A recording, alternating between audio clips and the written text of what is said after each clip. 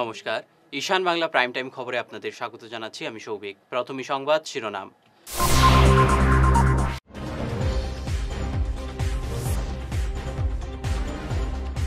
জিরিবামে মণিপুর সীমান্তে স্থল ও নদীপথে কঠোর নজরদারি অসম পুলিশের।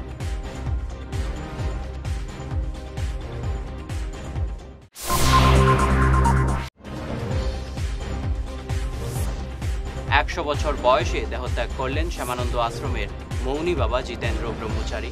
শোকাতুর হাজার হাজার ভক্ত।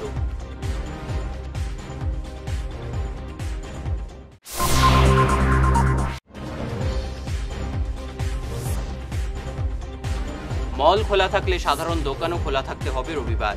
শ্রম অফিসে দাবি জানালেন ব্যবসায়ীরা।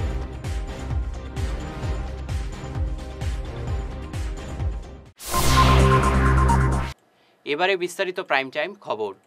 মণিপুরের ঘটনার পরিপ্রেক্ষিতে কাছাড়ে মণিপুর সীমান্তে কঠোর নিরাপত্তার ব্যবস্থা করা হয়েছে। সীমান্তে মোতায়েন রাখা হয়েছে অসম পুলিশ ও অসম কমান্ডের জওয়ান। মণিপুর থেকে অসমে যাতে কেউ অবৈধভাবে প্রবেশ করতে না পারে সেদিকে নজর রাখা হচ্ছে। কাছাড়ের পুলিশ সুপার নুমাল মাহাত্তা অনবরত এই এলাকা পরিদর্শন করছেন। যে কোনো পরিস্থিতি মোকাবিলার জন্য তৈরি রয়েছে পুলিশ। এমনকি নদীপথেও নজরদারি রাখা হচ্ছে। বরাক নদী দিয়ে যাতে কেউ প্রবেশ করতে না পারে সেই উদ্দেশ্যে এই ব্যবস্থা নেওয়া হয়েছে। পুলিশ সুপার জানান, প্রতিবেশী রাজ্যের অগ্নিগর্ভ পরিস্থিতির প্রভাব যাতে কাছাড়ে না পড়ে সেদিকে পুলিশ সতর্ক দৃষ্টি ৰাখছে। আমাৰ চুবুৰীয়া ৰাজ্য জিৰিবাম জিলাত যি এক আইন শৃংখলাজনিত পৰিস্থিতিৰ সৃষ্টি হৈ আছে যোৱা কেইবাদিন ধৰি, তাৰে কাৰণে তাৰ পৰা যি তাত হোৱা পৰিস্থিতিৰ বাবে অসমত কাছাৰ জিলাত যাতে কোনো ধৰণৰ অপ্ৰীতিকৰ ঘটনা নঘটে আৰু আইন শৃংখলাজনিত পৰিস্থিতিৰ সৃষ্টি নহয়, তাৰ কাৰণে আমি সষ্টম হৈ আছোঁ। আমি সীমামূৰীয়া সামগ্ৰিকভাৱে যিটো অঞ্চল আছে গোটেই অঞ্চল জুৰি আমি পেট্ৰলিঙৰ ব্যৱস্থা কৰিছোঁ। আমাৰ পুলিচৰ টহলদাৰীৰ ব্যৱস্থা আছে। কামাণ্ডো ফ'ৰ্চেছ বৃহৎ পৰিমাণে নিয়োজিত হৈ আছে আৰু দিনে নিশাই 24 আৱাৰ্ছ আমাৰ আৰক্ষীৰ টহলদাৰী ব্যৱস্থা ইয়াত চলি আছে। তাৰ লগতে জিৰি নদী আৰু বৰাক নদীত আমাৰ যি ৰিভাৰ লাইন পেট্ৰলিং সেইটো ৰেগুলাৰ চলি আছে, যাতে কোনো ধৰণৰ এই সময়ছোৱাৰ গইনালৈ যাতে কোনো দুষ্কৃতিকাৰী বা অপশক্তি অসমলৈ সোমাই আহি যাতে কোনো অশান্তিৰ পৰিস্থিতিৰ সৃষ্টি কৰিব নোৱাৰে আৰু শান্তিপ্ৰিয় স্থানীয় ৰাইজৰ মাজত যাতে অশান্তি বীজ বিয়পাব নোৱাৰে, তাৰ কাৰণে আমি সষ্টম হৈ আছোঁ। আৰু এনেকুৱা কোনো অপশক্তিয়ে যদি আহি আমাৰ ইয়াত শান্তি বিঘ্ন কৰিবৰ কাৰণে চেষ্টা কৰে তাৰ প্ৰতি আমি সচেষ্ট হৈ আছোঁ আৰু কোনো ধৰণৰ এনেকুৱা অপচেষ্টা কৰিলে তেওঁলোকৰ বিৰুদ্ধে কঠোৰতম আইনগত ব্যৱস্থা ল'বৰ কাৰণে আমি তৎপৰ হৈ আছোঁ। অসমৰ মাননীয় মুখ্যমন্ত্ৰী ডাঙৰীয়া আৰু অসমৰ আৰক্ষী সঞ্চালক প্ৰধান ডাঙৰীয়াৰ কাৰা নিৰ্দেশ আছে যে কোনো ধৰণৰ আইন শৃংখলা পৰিস্থিতিৰ সৃষ্টি কৰিবলৈ যি অপশক্তি ইয়াত চেষ্টা কৰিব তেওঁলোকৰ বিৰুদ্ধে কঠোৰতম আইনগত ব্যৱস্থা ল'বৰ কাৰণে আমি বদ্ধপৰিকৰ আৰু তেওঁলোকক কোনো যাতে হাৰি যাব নোৱাৰে তাৰ কাৰণে আমি তৎপর হয়ে আছো। 100 বছর বয়সে দেহত্যাগ করলেন শিলচর শ্যামানন্দ আশ্রমের কর্তা বাবা মৌনী বাবা জিতেন্দ্র ব্রহ্মচারী। গতকাল রাতে তিনি শেষ নিঃশ্বাস ত্যাগ করেন আশ্রমে। তার মৃত্যুর সংবাদ শুনেই আজ ভোর থেকে শোকার্ত ভক্তের ভিড় জমতে থাকে আশ্রমে। প্রয়াত কর্তা বাবাকে কেউ কেউ মৌনী বাবা বলেও বলতেন। 20 বছর বয়সে তিনি এই আশ্রমে এসে সম্পূর্ণ দায়িত্ব কাঁধে তুলে নিয়েছিলেন। কিন্তু প্রথম দিন থেকেই তিনি আশ্রমের পেছনের একটি অন্ধকার কোটায় দীর্ঘ 80 বছর মৌনব্রত ছিলেন। কারো সাথে তিনি দেখা করতেন না। আজীবন ঈশ্বর সাধনায় মগ্ন ছিলেন। আধ্যাত্মিক চেতনা স্বরূপ সন্ন্যাসী ছিলেন প্রয়াত কর্তা বাবা। দীক্ষা ছাড়াই তিনি রেখে গেছেন অসংখ্য ভক্ত। আজ তার নশ্বর দেহ সমাহিত করা হয় আশ্রম প্রাঙ্গণে।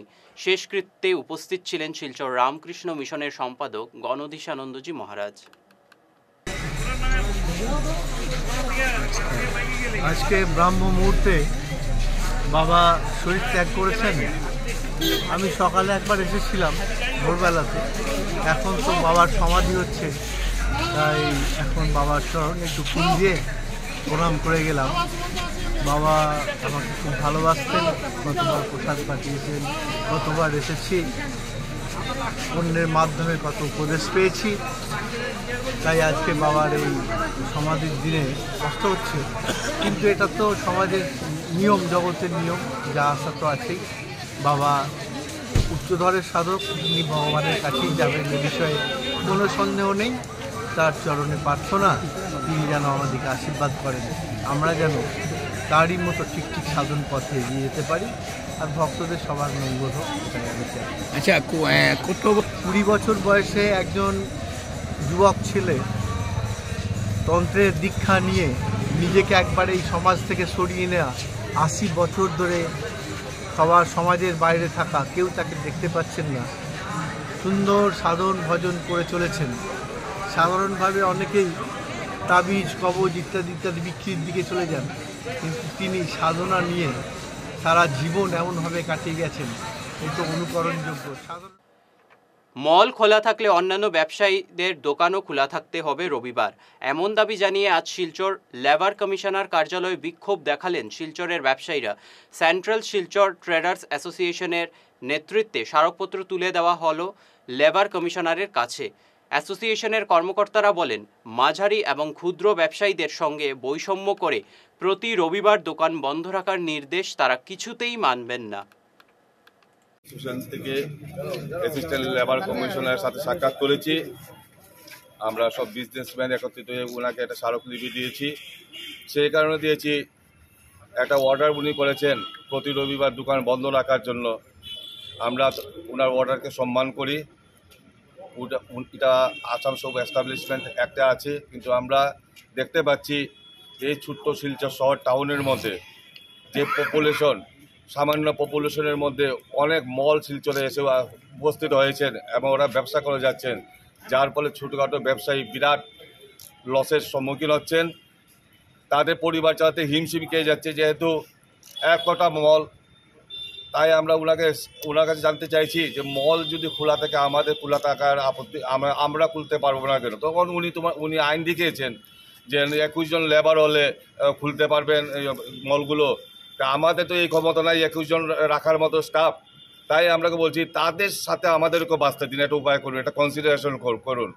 যেহেতু এটা ছোট টাউন একটা, আর 20-25টা মল এসে গেছে এখানের মধ্যে, খুবই কষ্ট হচ্ছে আমাদের পরিবার চালানোর জন্য। তাই আপনি এটা বিবেচনা করুন। এই আইন যেদিকে যায় যাক, কিন্তু একটা বিবেক আছে। আর সরকার যে জায়গায় বলেছে এক দেশে এক আইন, তা আমাদের ব্যবসায়ী ক্ষেত্রে দুটো আইন কেন? তাই আমি কেন্দ্রীয় সরকারের কাছে আপনার তরফ থেকে জানাচ্ছি যে তারা যেন এই সমস্ত বিষয় নিয়ে একটু চিন্তাধারা করেন। ওরা ম্যাক্সিমাম হবে 1000, 2000 বা 3000 মল হবে ইন্ডিয়াতে, আর আমরা আছি প্রায় না হলে 8-10 কোটি মানুষ আছি। আমরাই তাদেরকে ভোট দিয়ে তাদেরকে আমরা বসিয়ে রাখি, আর ওরাই আমাদেরকে এইভাবে চাপে পেলে আমাদের পরিবারকে বাঁচতে দিচ্ছে না। পক্ষকাল পেরিয়ে গেলেও রাহুল শেখ হত্যাকাণ্ডের মূল অভিযুক্তকে এখনও গ্রেফতার করতে পারেনি পুলিশ। এ নিয়ে হতাশ হয়ে পড়েছেন রাহুলের বাবা। ছেলের খুনের সুবিচার চেয়ে দোষীর ফাঁসির দাবি করেন তিনি। রাহুলের পিতা বলেন, ঘটনার পরেই শিলচর থেকে মুর্শিদাবাদ পালিয়ে গা ঢাকা দিয়েছে অভিযুক্তরা। মুর্শিদাবাদ থেকে শিলচর এসে বিড়ির ব্যবসা করতেন রাহুল শেখ। তারপরে বুঝলেন কিনা, আমি এফআইআর করলাম। প্রথমে মিসিং করেছিলাম আবু শেখ, পিতা লিয়াকত শেখ, তারপরে আপনার তাসির শেখ, পিতা কালু শেখ। এরাকে পুলিশ অ্যারেস্টও করেছিল। জানি না কিসের জন্য 24 ঘন্টা পরে ওনাকে ছাড়া হয়েছে। আমি অফিসারকে বললাম, লক্ষ্মীপুর অফিসারকে, যে স্যার আপনি এরাকে আমার কমপ্লেন সত্ত্বেও আপনি কেন ছাড়লেন? বলছে এটা আপনার জানার বিষয় নয়, আমি 41 বলে ছেড়েছি। হ্যাঁ, 24 ঘন্টা পরে। ও যে এই ঘটনা করেছে তার আমাদের কাছে এখনো কোনো প্রমাণ নাই। আমরা স্যার আর কি প্রমাণ লাগে? আমার ছেলের বাইক পাওয়া গেছে, আমার ছেলের স্যান্ডেল পাওয়া গেছে, আমার ছেলের বিড়ি পাওয়া গেছে। আমার ছেলের সঙ্গে বেলিবিড়ির কালু শেখের ছেলে তাসির শেখের জিরিঘাটে একটা দোকানে কথা কাটাকাটি হয়েছে, বুঝলেন কিনা। সে দোকানদার বলেছে যে আপনার ছেলের সাথে বেলিবিড়ি কালু কোম্পানির ছোট ছেলের সাথে কথা কাটাকাটি হয়েছে। 5 মিনিট আগে বাড়িয়েছে বেলিবিড়ির তাসির শেখ, আর আপনার ছেলে 5 মিনিট পরে বাড়িয়েছে। আগে বাড়িয়েছে আমার ছেলে, তারপরে বাড়িয়েছে কালু শেখের ছেলে 5 মিনিট ডিস্টেন্সে বেরিয়েছে। তো এতগুলো বলা সত্ত্বেও আপনি ছাড়লেন স্যার।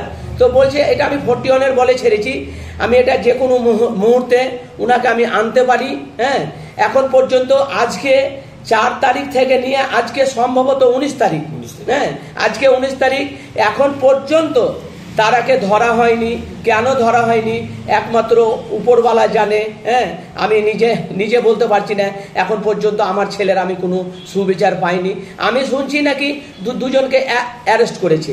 বেলিবিলি কর্ণধরের ছেলে সেলিম শেখ আসামের মুখ্যমন্ত্রীর কাছে আমার ছেলের রাহুল শেখের বিচার পেতে আবেদন জানায়। আসামের মুখ্যমন্ত্রী মাননীয় হিমন্ত বিশ্ব শর্মা মহাশয়, ইনি গরিব দরদি মহাশয়, ইনার কাছে আমার অনুরোধ যে আমার ছেলের ব্যাপারটা যেন সে একটু দেখেন। তার কাছে আমার পায়ে ধরে করজোড়ে অনুরোধ যেন আমার ছেলের ব্যাপারটা একটুও যেন দেখে। থাকছে সামান্য বিরতির পর থাকছে আরো অন্যান্য খবর, সঙ্গে থাকুন।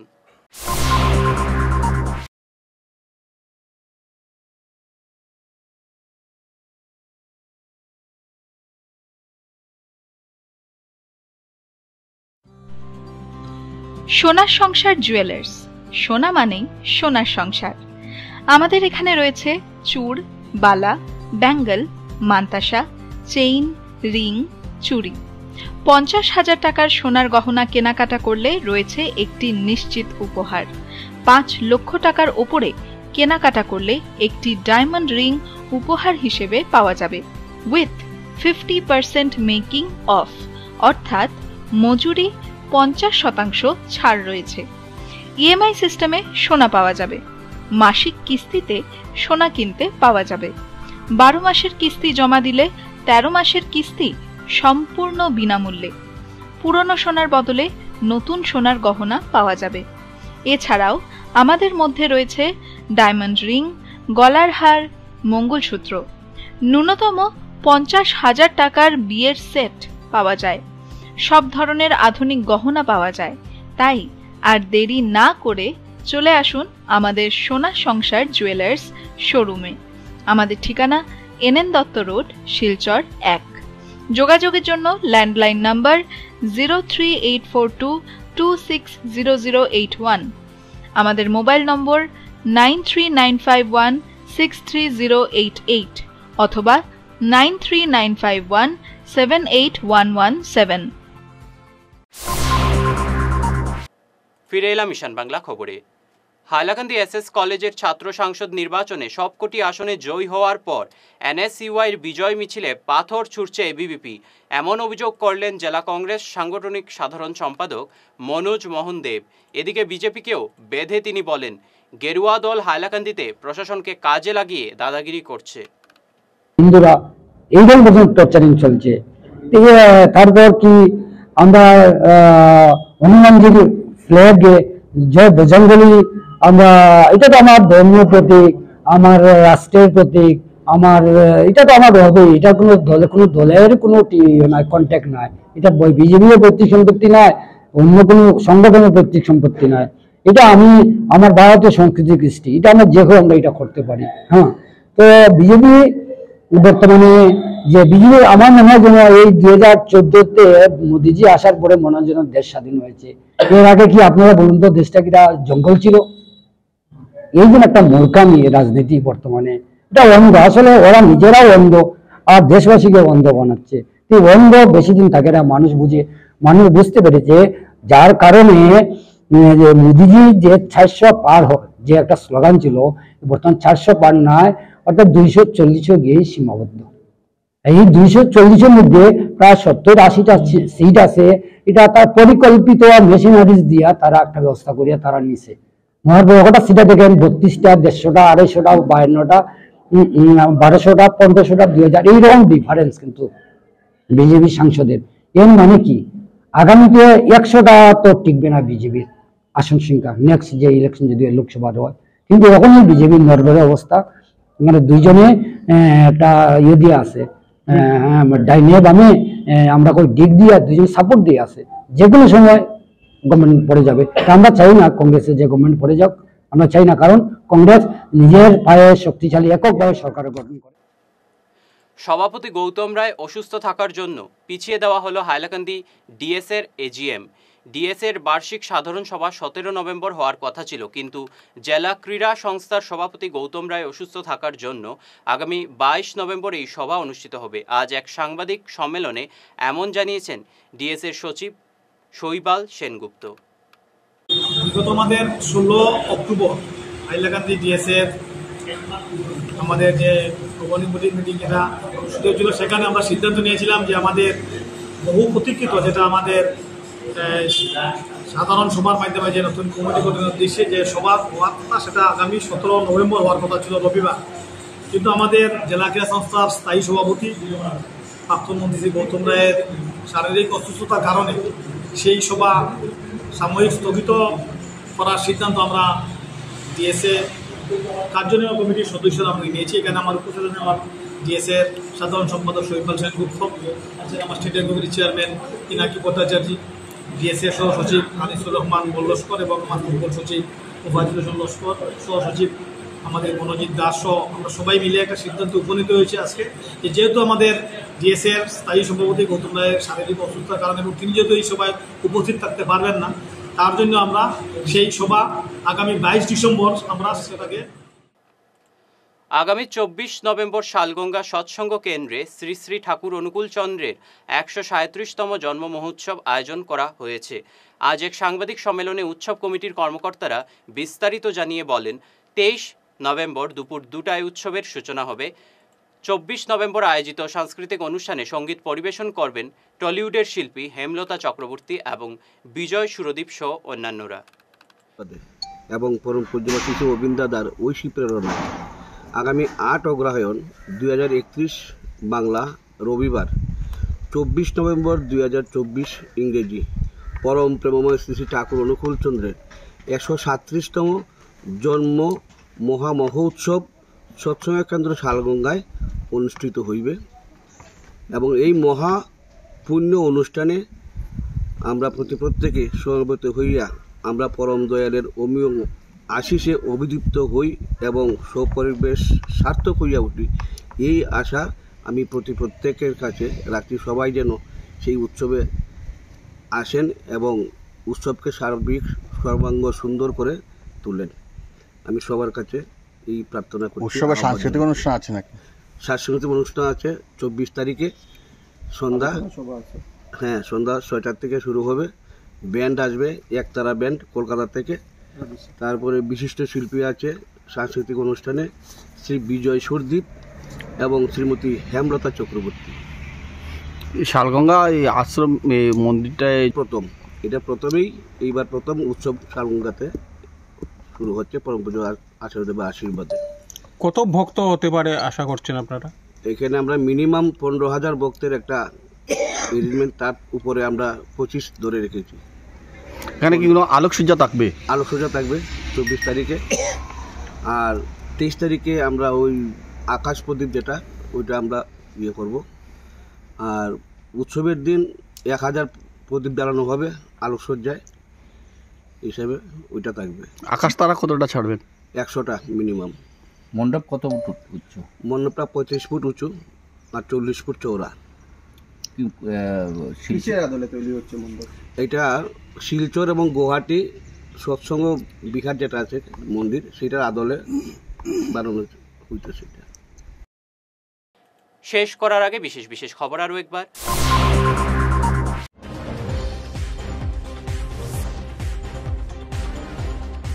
জিরিবামে মণিপুর সীমান্তে স্থল ও নদীপথে কঠোর নজরদারি অসম পুলিশের।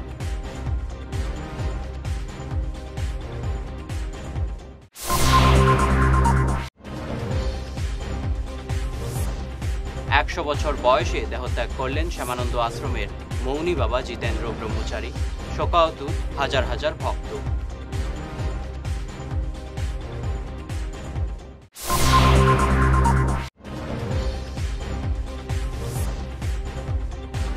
মল খোলা থাকলে সাধারণ দোকানও খোলা থাকতে হবে রবিবার। শ্রম অফিসে দাবি জানালেন ব্যবসায়ীরা।